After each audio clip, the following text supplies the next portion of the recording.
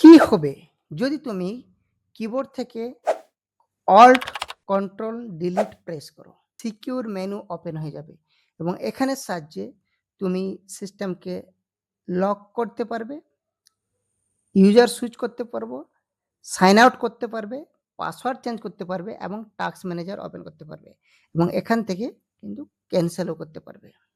যদি উইন্ডোজ থেকে প্রেস করো উইন্ডোজ প্লাস কে, তাহলে কিন্তু এখানে ওয়্যারলেস ডিসপ্লে ওপেন হয়ে যাবে, যার সাহায্যে তুমি wireless TV, wireless projector connect করতে পারবে।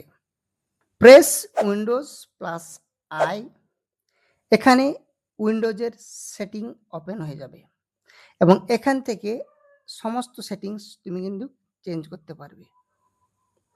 নেক্সট উইন্ডোজ প্লাস এ এবং এখান থেকে কুইক সেটিং ওপেন হয়ে যাবে। এগুলোর মধ্যে কতগুলি শর্টকাট তুমি জানতে কমেন্ট করে অবশ্যই জানাও। এইরকম টিপস পাওয়ার জন্য ফলো করে নাও।